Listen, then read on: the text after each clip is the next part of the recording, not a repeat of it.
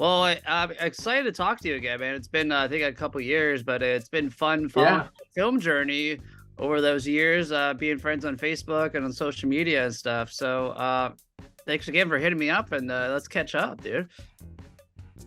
yeah. I figured, it's been a while. I'm glad to be back with you. It was fun last time, and I've been busy and got a new film out, so it's always Yeah, fun to Mojave talk about it. Diamonds. So Let's dive into yeah, it. You wrote and directed it.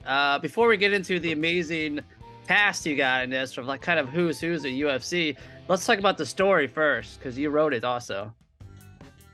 yeah. It was one of those kind of a fluke project. We shot it during the pandemic, and it was something that came together really fast. And I know a lot of those guys. Cowboy, Cerrone, and I are really good friends. We've worked on a few different projects together, and it was kind of a timing thing where, we needed to get a movie done, and I kind of wrote the project, with Cowboy and Chael Sonnen in mind. So it was both their characters were written, for the screen with them in mind. So that wasn't really that difficult. And the script was one of the fastest scripts I've ever written. It was basically the first draft was written in 10 days. And Wow. having that cast in mind and knowing kind of, who you're writing for and, kind of having the basic idea of the story structure helped a lot. So once I was once I started, I basically started on my phone. I downloaded Final Draft on my phone and started just writing in between working on another film, and it just kind of flowed out of me because I saw these characters with these actors in mind already play out in my head. And so I basically shot the film, edited it, and was writing it all at once in my head as I was writing. With as it was all flowing out, I was kind of inspired by knowing the fact also that the movie was going to get made, because it was kind of one of those unusual situations, kind of luckily, and usually, we're always fighting to get a movie made, but this was a movie just because of the timing and everything that was going on. It was something that kind of pushed aside another film and took its place, and we now had to kind of rush and get it made. So it was a lot of fun, though, in the process. We had a lot of fun shooting it. Most of the crew and cast were all friends and have worked together in the past. And, so we were a good film family that just went out and did what we do and had fun with it. And that's the kind of movie it is, too. We knew we weren't going to make a movie that was going to win us an Oscar with this one. It was just one of those kind of a throwback to the 80s and 90s action, fun Yeah. film. You just kind of sit back for 90 minutes and forget about the rest of the world and kind of enjoy it. Gotcha. Well, you mentioned some of the cast. Why don't we go through all the amazing cast you got on this one? Yeah, so we've mentioned Cowboy Cerrone and then Chael Sonnen, and then we had Rampage Jackson. That all three are very well known and ex UFC champions Yeah. and legends in their own rights, and they've made great transitions now into movies. And we also had Weston Cage, who's a good friend of mine, Nick Cage's son, and he's a great actor in his own right. He's now done two films with me.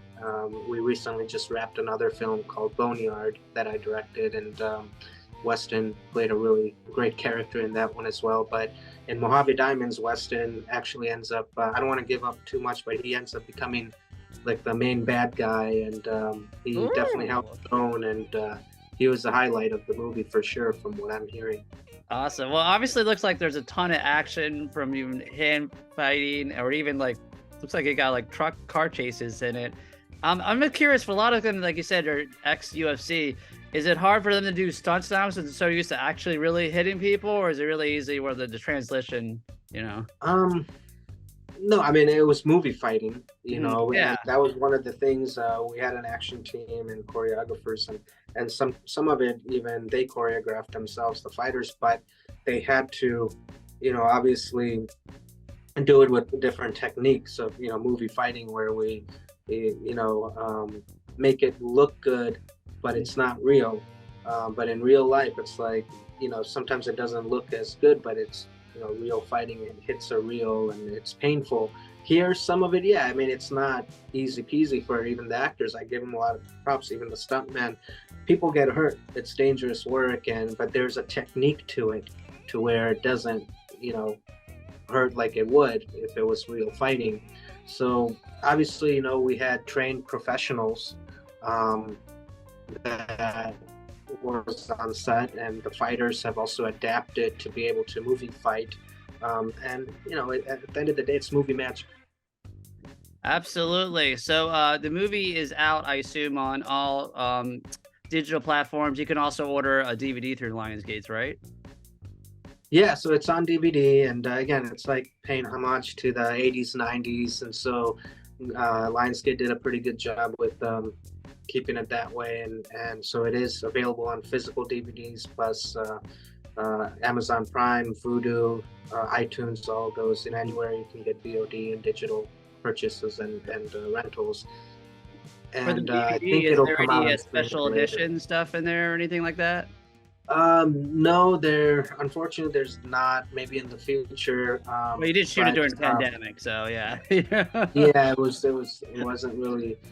We didn't really think about all the, you know, bonus features. I mean, there are deleted scenes, so I There you guess go. in the future there are several, like I would say, deleted scenes. The movie ended up becoming a little longer, so we do have deleted scenes that could come in the future, and other small things, you know, behind the scenes stuff. But we didn't really put that together, you know, in time for it to get out. So hopefully in the future, you know, if it does well, they'll have a special release or something. Awesome. We can include all of that. Or extended edition or any of that cool stuff. You did mention that you did a movie called Boneyard. I think you're in post-production right now. That movie also stars Mel Gibson and 50 Cent, right? Yeah, a very nice, you know, cast, and it was a, you know, honor and pleasure to work with those guys. Uh, that's an exciting movie that I'm very excited for. That one's in post, along with my other film, MR9, that's in post right now, wrapping up post. So we're gonna be, you know, pretty busy wrapping these films out, but I'm looking forward to the next one, which I'll be picking pretty soon and announcing. Okay. But yeah, I just also recently wrapped up Skeletons in the Closet. That's been delivered now to the distributors. So that's the horror movie I did with Terrence Howard and Cuba Gooding Jr., Udo Kier. That was a really nice cast as well. But it's just been fun doing these diverse genre films, you know, with some great talents, and the diversity that I've been, you know, blessed to be able to work with. It's been pretty exciting. Absolutely, man. Well, it's such a pleasure to talk to you. Anything else in the works you're allowed to talk about before I let you go, or? No, thank you. I mean, it's always fun talking with these Steve. So Yeah, thanks well, we'll do it down the road for your next film. Everyone, check it out. I got links down below for the movie and your personal social media, so we can all follow your journey going forward. Yeah, I'm on Instagram and Facebook. You know, so uh, you know, check me out. I'm not too active on social Well, you're a media. very busy guy, so. You know, yeah, unless, you know, I But you have do movies to post do. what your projects here and there, so it's fun following your journey. So, thank you so much for taking time to talk to Thank you, me, and Steven. let's talk down the road, my friend. Absolutely. Thank you, Steven. Take care.